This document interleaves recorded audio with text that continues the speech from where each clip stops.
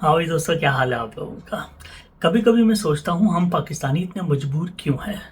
बिलावल भुट्टो को ही देख लो। उसको पढ़ना अभी शुरू किया था तो तो बिलावल बिलावल साहब आ गए और बिलावल साहब को हमने कहा कि ये मामला क्या है। तो बिलावल साहब ने जो है ना वो इसमें मजबूरियां बतानी शुरू कर दी। फिर उसके बाद जब एक दो आर्टिकल और हम आगे बढ़े तो उन्होंने कहा कि मेरा भी व्यू ये था, मगर ये भी शायद मजबूरी है या नून ने जो है ना इसको फाइनल कर लिया। चलो, बिलावल भुट्टो तो नया पचुंगड़ा है, लेकिन हमारे शहबाज शरीफ जो कि वजीर आजम पाकिस्तान है, उनको ही सुन ले। मैं सऊदी अरब से होके आया हूँ, मैं यूएई के होके अभी मैं तुर्की होके आया हूँ, और मैंने उन भाइयों को कहा कि आप हमारे बड़े अजीम भाई हैं, हमेशा आपने हमारी मदद की। और मैंने यही कहा जब मैं आया हूँ तो आप समझेंगे शायद ये मांगने आया है। मैं मांगने नहीं आया, लेकिन मजबूरी है हमारा। शहबाज शरीफ प्राइम मिनिस्टर बना है, चाहे वो पीडीएम का दौर हो या करंट टेन्योर हो, मजबूरी एक ऐसा लफ्ज है जो उसने फ्रीक्वेंटली यूज किया है, और इतना यूज किया है कि मैं मजबूर हो गया हूँ इसके ऊपर वीडियो बनाने के लिए। तो भाई सिर्फ सियासतदान ही मजबूर नहीं है, हमारे ऑफिशियल्स, ब्यूरोक्रेट्स, पुलिस वाले, पाकिस्तान का हर इदारा, पाकिस्तान का हर शख्स मजबूर है। और इस मजबूरी की जो मंजरगर्शी इमरान रियाज खान ने की है वो कमाल की है। तो बिना कोई टाइम जाए की आइए इमरान रियाज खान की जुबानी सुनते हैं। तो ये सारी चीजें हमने पहली दफा देखी हैं, यानी कारकुनों के लेवल पे ऐसा जबरदस्त जुल्म और तशद्दुद, ये शरीफ खानदान का तुर्राए इम्तियाज है। यानी जब भी शरीफ खानदान के रास्ते में कोई आता है तो ये ऐसे जालिम लोग हैं कि ये किसी भी लेवल तक चले जाते हैं।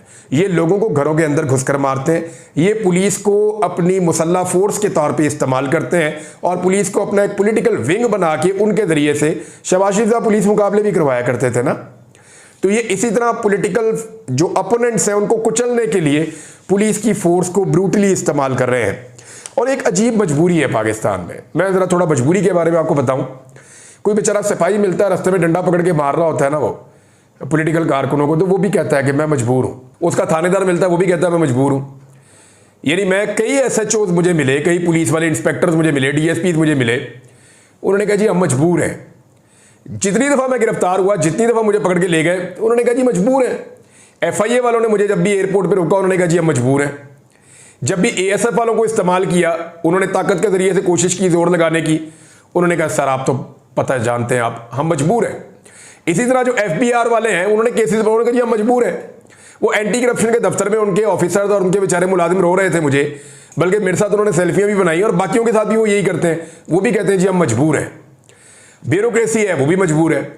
यानी एक पूरा आवे का आवा है जो मजबूर है। एसपी से बात कर, वो कहता है सर आपको तो पता है मजबूर है सर।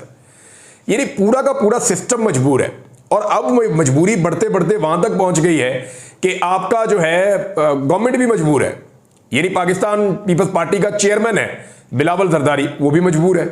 ये अपनी मजबूरी वो खुलकर बता रहे हैं अपने पॉलिटिकल साथियों को कि मैं मजबूर हूं।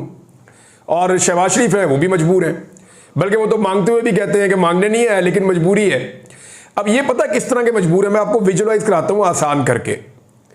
आपने शोले फिल्म देखी होगी, उसमें आपने देखा होगा गब्बर सिंह ने बसंती को कहा था नाच नाच नहीं तो मैं इसको मार दूंगा हीरो को। तो फिर वो बेचारी नाचने पे मजबूर हो गई। ये बेचारे सारे ऐसे ही मजबूर हैं, और गब्बर सिंह इन सारों को नचा रहा है, और गब्बर सिंह के इशारों पे ये सारे नाच रहे हैं बेचारे। उसी तरह की मजबूरी है, किसी की नौकरी की मजबूरी है, किसी की तनख्वाह की मजबूरी है, किसी की कारोबार की मजबूरी है, किसी की ट्रांसफर की मजबूरी है, किसी की जाली हुकूमत की मजबूरी है, किसी की करप्शन की मजबूरी है, किसी ने बेचारे ने केसेस से बचना है उसकी मजबूरी है, किसी ने बेचारे ने अपना मैंडेट बचाना है उसकी मजबूरी है। तो हर एक की कोई ना कोई मजबूरी है। तो ये बेचारे सारे मजबूरी इकट्ठे हो गए। अब एक बात आप सोचिए कि क्या इतने सारे मजबूर मिलकर इस कौम को इस बहरान से निकाल सकते हैं? और ये जो बेचारे खुद मजबूर हैं, खुद कुछ कर नहीं सकते, अपनी मर्जी के मुताबिक कोई फैसला नहीं कर सकते, अपनी मर्जी के मुताबिक कानून पर अमल दरामद नहीं कर सकते, वो लोग पाकिस्तान को बहरान में से निकालेंगे? सवाल ही पैदा नहीं होता। जब तक आज़ाद सोच नहीं होगी, जब तक रूल ऑफ लॉ नहीं होगा, जब तक सारे कानून के सामने सरनगू नहीं होंगे, तब तक सवाल ही पैदा नहीं होता कि ये मजबूरों की एक फोर्स मिलकर पाकिस्तान को बहरानों में से निकाले। ये बल्कि और बहरानों में धकेलते चले जाएंगे।